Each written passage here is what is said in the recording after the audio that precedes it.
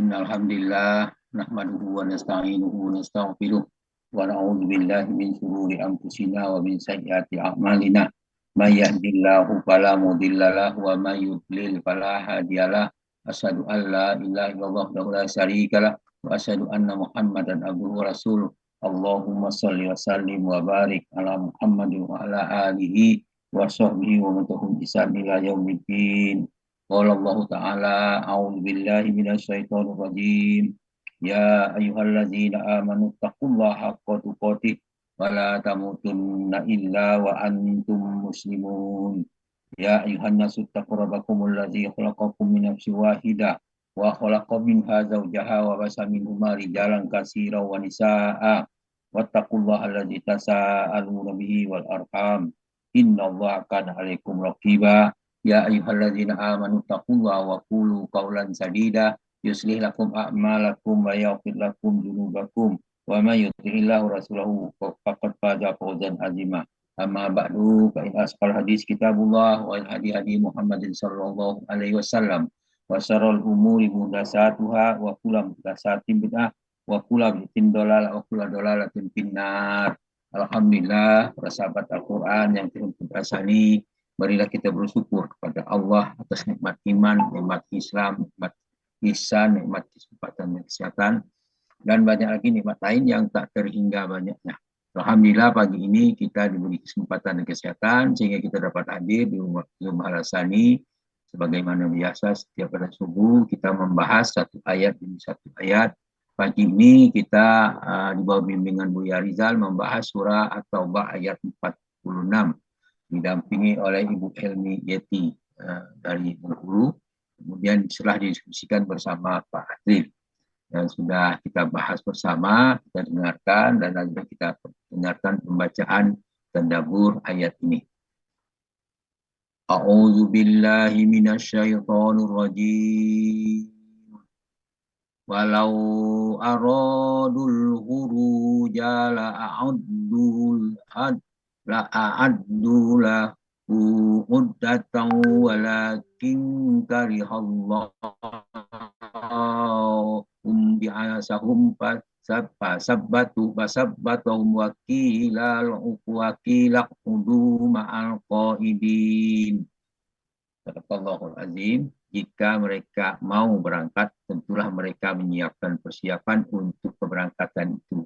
Tetapi Allah tidak menyukai keberangkatan mereka, maka Allah melemahkan keinginan mereka dan dikatakan kepada mereka, tinggallah kalian bersama orang-orang yang tinggal.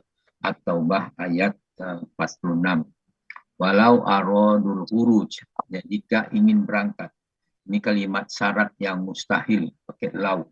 Jadi jika berangkat, iman yang sejati mesti melahirkan kesiapan. Jadi kesiapan dengan niat tanpa aksi sama sekali adalah dusta. Itu dikatakan itu. La'a'uddan la'a'addu lahu uddah. Tentulah mereka menyiapkan persiapan untuk keberangkatan. Allah menjadikan persiapan sebagai tanda kejujuran, niat yang benar, pasti ada bukti persiapan untuk ikut beriman. Niat yang sejati takkan tampak dalam amal.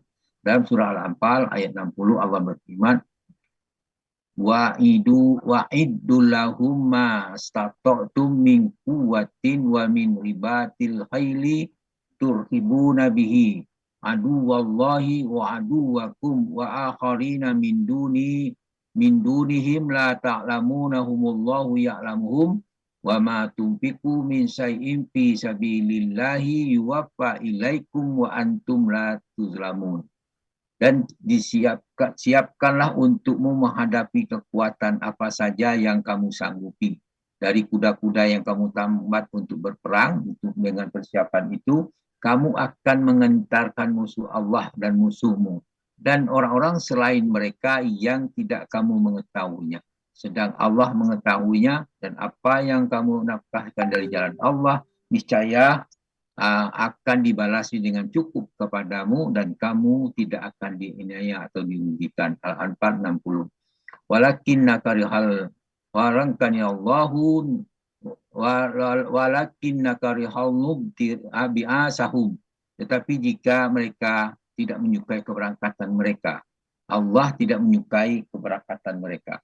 Itu adalah kenapa? Karena bahaya nifak, kemunafikan itu menyebabkan dia Allah tidak menghendaki keberangkatan mereka karena mereka orang munafik itu akan merusak barisan pasukan Islam. Dalam surah At-Taubah ayat 47 Allah berfirman, "Lau kharaju fikum ma zadukum illa jaba qabalau wala adu wala au adu hilalakum yabghunakum fitnata wa fikum sama'una lahum wallahu alimun bidzalimin." Jika mereka berangkat bersama kamu, niscaya mereka akan tidak menambahkan kamu selain daripada kerusakan. Dan tentu mereka akan bergegas maju ke muka di celah-celah barisanmu untuk mengadakan kekacauan di antara kamu. Oh ya, hati ya sayang. Mereka, keturunkan lo kepres. Sedang di antara kamu ada orang yang amat suka mendengarkan perkataan mereka. Dan Allah mengetahui orang-orang yang zalim. Kemudian, fasabbatahum, maka Allah melemahkan keinginan mereka. Dosa menyebabkan hilangnya taufik. Dan surah As-Sof ayat 5 Allah berfirman, A'udzubillahi minasyaitonirrajim. Wa iz qala Musa liqaumihi ya qaumi limatu zunani wa qad ta'lamuna anni rasulullahi ilaikum falamma zaghu azaghallahu qulubahum wallahu la yahdil qaumal fasiqin. Dan ingatlah ketika Musa berkata kepada kaumnya, hai kaumku, mengapa kamu menyakitku sedangkan kamu mengetahui bahwa sesungguhnya aku adalah utusan Allah kepadamu. Maka tatkala mereka berpaling dari kebenaran, Allah memalingkan hati mereka. Allah tidak memberi petunjuk kepada kaum yang fasik. Kemudian wakila mudu ma'al qaidin. Dikatakan kepada mereka, uq'udu ma'al qaidin, tinggallah kamu bersama orang yang tinggal itu. Jadi ketetapan Allah tanpa menyebutkan subjek, dia menggambarkan kehinaan. Mereka tidak suka, maka diperintahkan untuk duduk diam dan tidak ikut berperang. Ini merupakan hukuman psikologis. Mereka dikelompokkan bersama orang-orang yang lemah, yaitu wanita, anak-anak, dan orang-orang yang uzur. Ayat ini menjelaskan tentang orang munafik di perang Tabuk. Jika mereka benar, niat mereka benar, tentu mereka mempersiapkan bekal. Tapi dengan Allah mencegah mereka, kehadiran mereka karena lebih berbahaya. Itulah disebutkan oleh Ibnu Katsir. Kemudian lau menunjukkan kebohongan klaim mereka. Allah membenci mereka karena mereka melemahkan kaum mukmin. Al-Qatubi. Kemudian tarbiyah yang diperoleh ayat ini, Allah tidak menilai kejujuran dari kesiapan. Tidak semua terhalang itu musibah. Bisa jadi rahmat bagi kaum mukminin. Dosa akan menghilangkan taufik, munafik dihukum sebelum bertindak. Demikian pesan ayat ini. Mudah-mudahan kita dapat memahaminya dan mengambil pelajaran dari apa yang disampaikan dari ayat ini.